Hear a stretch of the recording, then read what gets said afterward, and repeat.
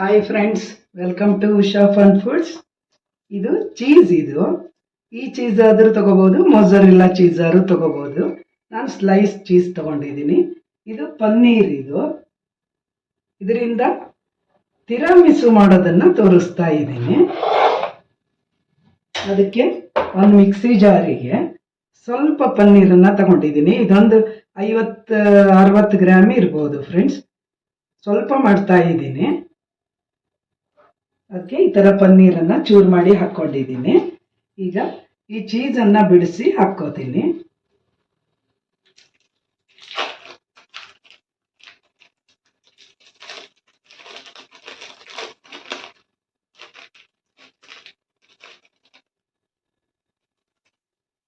ಇದೇ ಥರ 3 ಚೀಸನ್ನು ಹಾಕ್ಕೋತಾ ಇದ್ದೀನಿ.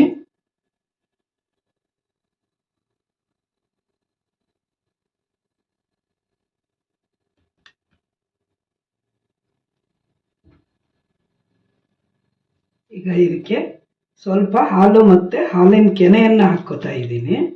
ಇದು ಮಿಕ್ಸಿ ಆಗೋ ಅಷ್ಟು ಹಾಕ್ಕೋಬೇಕು, ಕ್ರೀಮಿ ಬರಬೇಕು.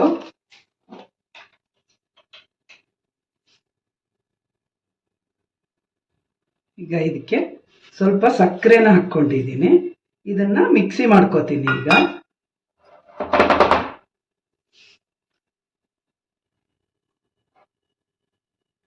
ಈಗ ಇದು ಮಿಕ್ಸಿ ಮಾಡಿ ರೆಡಿ ಆಗಿದೆ.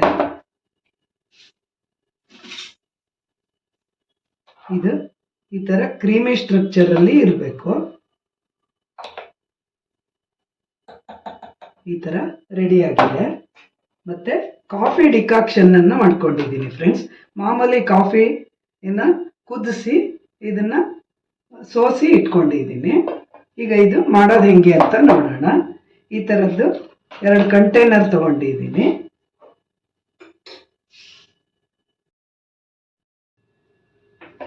ಇದು ನಾನು ರಸ್ಕ್ ತಗೊಂಡಿದ್ದೀನಿ. ನೀವು ಬ್ರೆಡ್ ಬೇಕಾದರೂ ತಗೋಬಹುದು. ಇದು ಇಂಡಿಯನ್ ಜುಗಾಡು ಫ್ರೆಂಡ್ಸ್. ಇದು ಒರಿಜಿನಲ್ ಅನ್ನ ಮುಂದೆ ಮಾಡಿ ತೋರಿಸ್ತೀನಿ. ಈಗ ಇದನ್ನ ತೋರಿಸ್ತಾ ಇದ್ದೀನಿ. ಈ ತರ ಒಂದ್ ಕಡೆಯಿಂದ ಲೇಯರ್ ಮಾಡಿ ರಸ್ಕ್ ಅನ್ನ ಹಾಕೋಬೇಕು.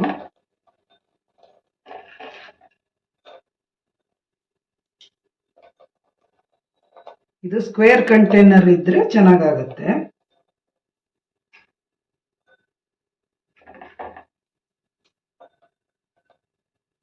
ಇದಕ್ಕೆ ಈಗ ಕಾಫಿ ಡಿಕಾಕ್ಷನ್ ಅನ್ನ ಇದು ನೆನೆಯೋ ರೀತಿ ಅದ್ರ ಮೇಲೆ ನಿಧಾನಕ್ಕೆ ಹಾಕಬೇಕು.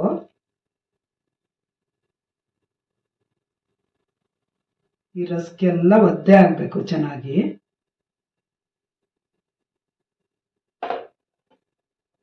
ಈಗ ಇದಕ್ಕೆ ಒಂದು ಲೇಯರು ಈ ಕ್ರೀಮ್ ಅನ್ನ ಹಾಕ್ತಾ ಇದ್ದೀನಿ.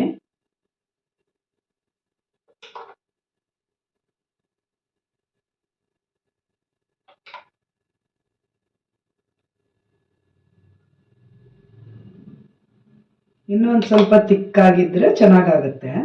ನಾ ಮಾಡಿದ್ದು ಸ್ವಲ್ಪ ಲಿಕ್ವಿಡ್ ಆಯಿತು, ಆದರೂ ಏನು ಪರವಾಗಿಲ್ಲ. ಈಗ ಇದಕ್ಕೆ ಇನ್ನೊಂದು ಲೇಯರನ್ನು ಇಡ್ತಾ ಇದ್ದೀನಿ.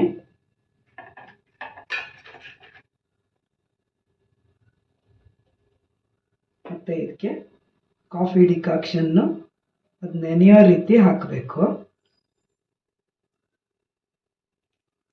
ತುಂಬ ಚೆನ್ನಾಗಿರುತ್ತೆ ಫ್ರೆಂಡ್ಸ್. ಈ ಥರ ಮಾಡಿದ್ರೂ ಒರಿಜಿನಲ್ ಅನ್ನ ಮುಂದೆ ಮಾಡಿ ತೋರಿಸ್ತೀನಿ, ನೋಡ್ತಾ ಇರಿ.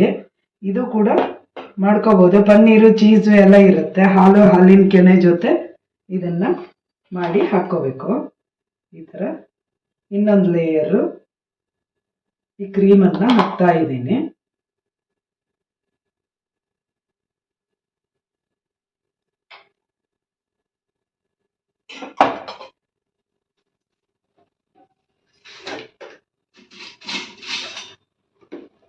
ಈಗ ಇದಕ್ಕೆ ಸ್ವಲ್ಪ ಕೋಕೋ ಪೌಡರನ್ನ ಉದುರಿಸ್ಕೋತಾ ಇದ್ದೀನಿ.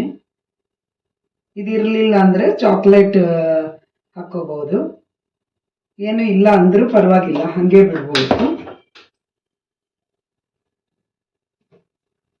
ಇದಕ್ಕೆ ಚಾಕ್ಲೇಟ್ ಸಿರಪ್ಪನ್ನು ಹಾಕ್ತಾ ಇದ್ದೀನಿ ಫ್ರೆಂಡ್ಸ್, ಮೇಲಿಂದ ಒಂಚೂರು ಡೆಕೋರೇಷನ್ನಿಗೆ. ಇದನ್ನು ಒಂದು 4 ತಾಸು ಫ್ರೀಜರಲ್ಲಿ ಇಟ್ಕೋಬೇಕು. 3 ತಾಸು ಇದ್ದರೂ ಸಾಕು. ಐಸ್ ಆಗಬಾರ್ದು, ಆದರೆ ಕ್ರೀಮಿ ಇರಬೇಕು, ಕೋಲ್ಡ್ ಇರಬೇಕು. ಇದು ಈಗ ರೆಡಿ ಇದೆ. ಇದನ್ನು ನೀಟಾಗಿ ಲಾಕ್ ಮಾಡಿ ಈ ಥರ ಲಿಡ್ಡಿಂದ ಮುಚ್ಚಿ ಇದನ್ನು ಫ್ರೀಜರಲ್ಲಿ ಇಡ್ತೀನಿ. ನೋಡಿ ಫ್ರೆಂಡ್ಸ್, ಎಷ್ಟು ಚೆನ್ನಾಗಿ ಕಾಣ್ತಾ ಇದೆ ಅಲ್ವಾ? ಸೂಪರ್ ಟೇಸ್ಟಿ ಆಗಿರುತ್ತೆ. ಈಗ ತೋರಿಸ್ತೀನಿ. ಇದು ಗಟ್ಟಿಯಾಗಿದೆ. ಇಷ್ಟು ಗಟ್ಟಿಯಾದರೆ ಸಾಕಾಗುತ್ತೆ. ತುಂಬ ರುಚಿಯಾದ ತಿರಾಮಿಸು ರೆಡಿಯಾಗಿದೆ. ಇಂಡಿಯನ್ ವರ್ಷನ್ ಇದು. ನೀವು ಮಾಡಿ ನೋಡಿ. Thank you for watching. Bye bye.